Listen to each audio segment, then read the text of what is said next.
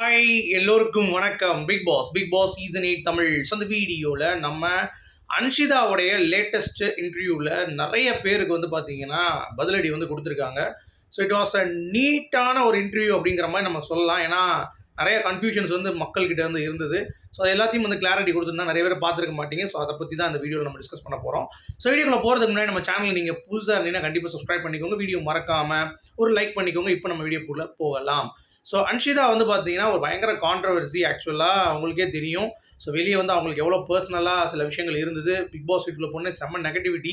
But அவங்க வெளியேறி வந்த பிறகு நல்ல பாசிட்டிவிட்டி இருந்தது. ஆனால் அடுத்து வந்து உள்ளே போகும் பொழுது அதுவும் கடைசியாக அந்த அன்ஷி விஷால் அந்த ஒரு இது பயங்கர ஒரு நெகட்டிவ் இம்பேக்ட் வந்து திருப்பி கிரியேட் ஆச்சு. அப்புறம் உள்ளே போன பிறகும் வந்து பார்த்தீங்கன்னா அந்த விஷால் வந்து திருப்பியும் அன்ஷின்னு சொல்லிட்டு சில விஷயங்கள் பண்ணது மக்களுக்கு வந்து பார்த்தீங்கன்னா ரொம்ப அவர்ஷன் கிரியேட் ஆச்சு. அதாவது திருவண்ணாமலை ஜோதி பார்க்கலாம், காரில் போகலாம் அப்படின்ற மாதிரி சில விஷயங்கள் வந்து பேசிகிட்டு இருந்தோம். அதற்கான கிளாரிட்டி ஒட்டுமொத்தமாக வந்து பார்த்தீங்கன்னா இந்த இன்டர்வியூவில் நமக்கு வந்து தெரியுது. ஸோ என்ன நடந்துச்சு அப்படின்னு சொல்லி பார்த்தீங்கன்னா ஃபஸ்ட்டு வந்து இந்த வீடு உங்களை எப்படி மாற்றுச்சுன்னு சொல்லி கேள்வி வந்து கேட்கப்பட்டது. கண்டிப்பாக ஏன்னா நான் வந்து வெளியே இருந்தேன்னா கண்டிப்பாக ஏதோ ஒரு முடிவு கூட எடுத்துருக்கிறதுக்கு ஒரு வாய்ப்பு இருக்குது. பட் இந்த வீட்டுக்குள்ளே நான் போன உடனே என்னுடைய டைமென்ஷனே மாறிடுச்சு ஓவராலாக.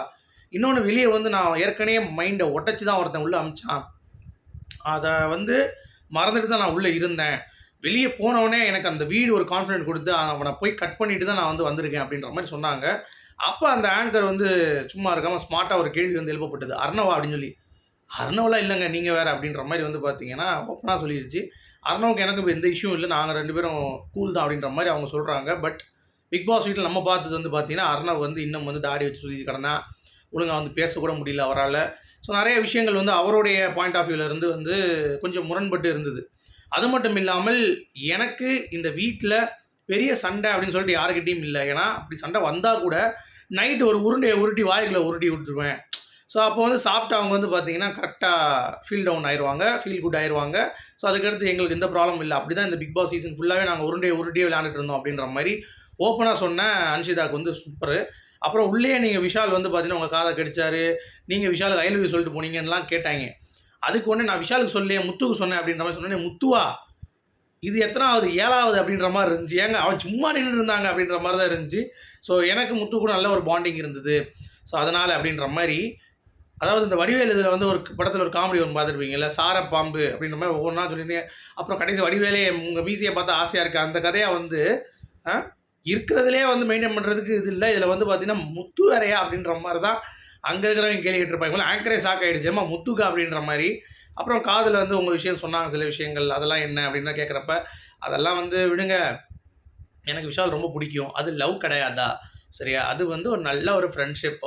பட் அது வெளியே என்ன சொல்கிறது, அது டெவலப் ஆகிறதுக்கு நிறைய சான்சஸ் வந்து இருக்குது. பட் நான் அது இப்போ கன்ஃபார்ம் பண்ண முடியாது அப்படின்ற மாதிரி சொல்கிறாங்க. அதாவது ட்ரெயினில் வந்து பார்த்தீங்கன்னா நமக்கு வந்து ஆர்ஏசிலேருந்து பெர்த்து கன்ஃபார்ம் ஆகுமான்ற மாதிரி இருக்கும். அந்த மாதிரி விசாலோடைய கண்டிஷன் வந்து இப்போதைக்கு இருக்குது சரியா. அப்படி தான் அவங்க சொல்கிறாங்க சரியா. அது ஒரு பக்கம் போயிட்டுருக்கு. அடுத்து தர்ஷிகா வந்து உங்களை இப்படி பேசினாங்களே அதுக்கு என்ன பதில் சொல்ல போகிறீங்கன்னு சொல்லி கேட்டதுக்கு தர்ஷிகா வந்து என்கிட்ட எப்படி இருந்தால் அதே மாதிரி தான் விஷால் வந்து அங்கே இருந்தான் அப்படின்னோடனே அது வந்து பேஸ்லெஸ்டு, எனக்கு அதை ஏற்றுக்கொள்ள முடியாது அப்படின்ற மாதிரி சொல்லிட்டு அது அவளுடைய புரிதல். எனக்கு வந்து அந்த பையன் ரொம்ப ரெஸ்பெக்டாக இருந்தால் எனக்கு ரொம்ப பிடிச்சிருக்கு அவனை, அவ்வளோதான். மற்றபடி தர்ஷிகா சொல்கிற மாதிரி அந்த மாதிரி எதுவும் இல்லை, எனக்கு இஷ்டம் இல்லை அப்படின்ற மாதிரி அதையும் ஓப்பன் அப் பண்ணிட்டாங்க சரியா. அப்புறம் ஜெஃப்ரியை பற்றி ஒரு கேள்வி கேட்கப்பட்டப்போ அவன் ரொம்ப இதாக இருக்கப்போ அவன் தம்பி, அவ்வளோதான் முடிஞ்சு.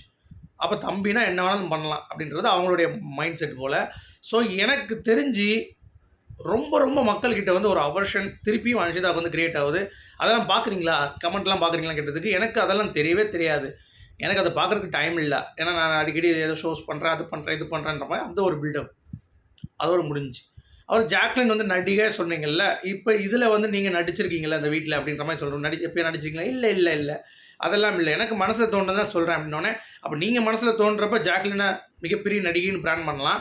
பட் மக்கள் வந்து அவங்கள பார்த்துட்டு இருக்கிறப்ப நீங்கள் வந்து பார்த்தீங்கன்னா பண்ணுறது சரியில்லைன்னு பிராண்ட் பண்ணக்கூடாதா? அதில் என்ன ஒரு தப்பு இருக்குது அப்படிங்கிறது எனக்கு தெரியல. ஸோ நீங்கள் இதை எப்படி பார்க்குறீங்க அப்படிங்கிறத சொல்லுங்கள். ஏன்னா அந்த இன்டர்வியூ வந்து நல்ல சமாளிஃபிகேஷன்ஸ் ஆஃப் இந்தியா தான் இருந்தது சரியா. எதை கேள்வி கேட்டாலும் ஓப்பனாக பதில் சொல்கிறேன் அப்படின்ற பேரில் இல்லைன்னு தான் எல்லோரும் சொன்னாங்க. விஷால் கூட இருக்கிற எதுவும் வந்து இல்லை. தர்ஷிகா அப்படி நினச்சாங்கன்னா அதுவும் வந்து எனக்கு தெரியாது. அர்ணவ் அதை சொன்னது அப்படின்னு சொன்னால் அதுவும் இல்லை, அது வேற ஒருத்தன் அப்படின்ற மாதிரி ஒவ்வொரு கேள்விகளுக்கும் வந்து பார்த்தீங்கன்னா ஜஸ்டிஃபிகேஷன் வந்து கொடுத்தாலும் மக்களுக்கு வந்து அது என்னப்பா அது இது ஏதோ வந்து பொய் சொல்லுதுப்பா அப்படின்ற மாரி வந்து பார்த்தீங்கன்னா, பயங்கரமா வந்து பேச ஆரம்பிச்சுட்டாங்க. ஸோ நீங்க இத எப்படி பார்க்குறீங்க?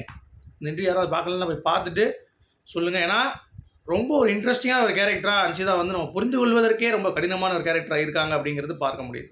சரியா? அதுதான் நான் வந்து இதில சொல்ல வந்தேன். ஸோ பார்க்கலாம். மீண்டும் ஏதாவது அடுத்த அப்டேட்ஸ் இருந்தா கண்டிப்பா சொல்றேன். ஸோ மீண்டும் சந்திப்போம்.